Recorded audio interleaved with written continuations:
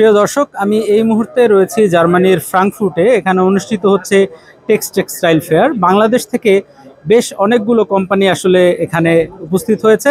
তারা চেষ্টা করছে নতুন নতুন বায়ারদের কাছে বাংলাদেশের যে নতুন প্রযুক্তিগত উন্নয়ন টেক্সটাইলের ক্ষেত্রে সেটি তুলে ধরতে। আমরা এমনই কিছু অংশগ্রহণকারীর সাথে কথা বলার চেষ্টা করছি। আমাদের সাথে রয়েছেন এমএনএস সোর্সিং বাংলাদেশ থেকে। জি ভাই, আপনি একটু বলেন আসলে মেলাতে মানে কেমন দেখছেন এবং মেলার যে উদ্দেশ্য যেটা নিয়ে এসেছেন সেটা আসলে কতটুকু বাস্তবায়িত হচ্ছে। প্রথমে বিসমিল্লাহির রহমানির রহিম। আমার কোম্পানির নাম হচ্ছে এমএনএস সোর্সিং। মেলার এখন পর্যন্ত মাশাআল্লাহ ভালো আশা পাচ্ছি, ভালো সাড়া পাচ্ছি। আর আমি আপনার মাধ্যমে একটা জিনিস বলতে চাই, ভবিষ্যতে যারা আসবে এই ধরনের মেলাতে আপনারা প্লিজ স্টাডি করে আসবেন। কেন? কারণ হচ্ছে যেমন একটা এক্সাম্পল দিই, আজকের মেলা হচ্ছে টেক্সটাইল মানে হচ্ছে টেকনিক্যাল গার্মেন্টসের উপরে। তো আমরা কী করি, একটা মুখস্থ যা পাই তাই নিয়ে চলে আসি, আমরা স্টাডি করি না কোন ধরনের মেলা হচ্ছে, কী ধরনের প্রোডাক্টে তারা প্রমোট করতেছে এই মেলাতে। তো ভবিষ্যতে আমরা সবাই এই জিনিসটা মাথায় রাখবো, তাহলে কী হবে, ভালো সাড়া পাওয়া যাবে। তার মানে মূলত মেলায় আসার জন্য মেলাটা কি ধরনের সেইটা বুঝে প্রস্তুতি নিয়ে আসাটা অত্যন্ত গুরুত্বপূর্ণ। জি, ধন্যবাদ।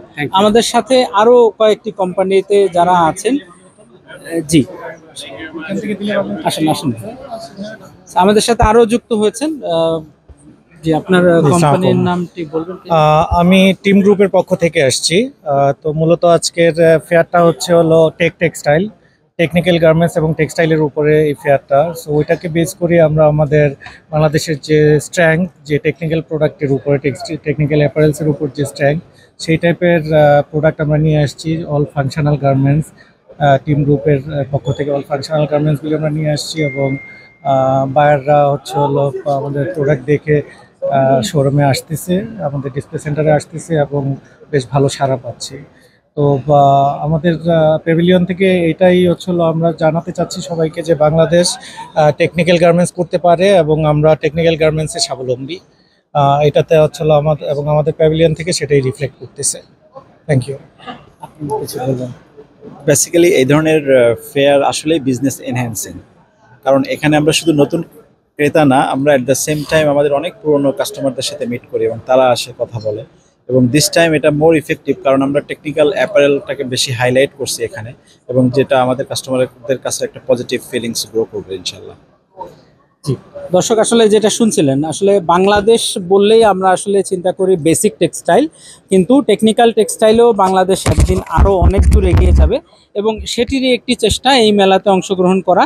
এবং এই মেলাতে যে কোম্পানিগুলো এসছে তারা কিন্তু চেষ্টা করছে যে তাদের যে নতুন নতুন ইনোভেশন টেকনিক্যাল টেক্সটাইলে সেগুলো মেলায় আগত যে বায়ার রয়েছে বা যে দর্শনার্থী রয়েছে তাদের মাঝে তুলে ধরার জন্য।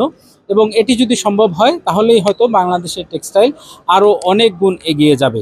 বাংলাদেশ ইতিমধ্যেই দ্বিতীয় অবস্থানে রয়েছে তৈরি পোশাক খাতে। কোনো একদিন বাংলাদেশ হয়তো তৈরি পোশাক খাতের 1 নম্বর দেশ হিসেবে বিবেচিত হবে। জার্মানির ফ্রাঙ্কফুর্টের টেক্সটাইল মেসে থেকে রায়হান জিলানি, RTV।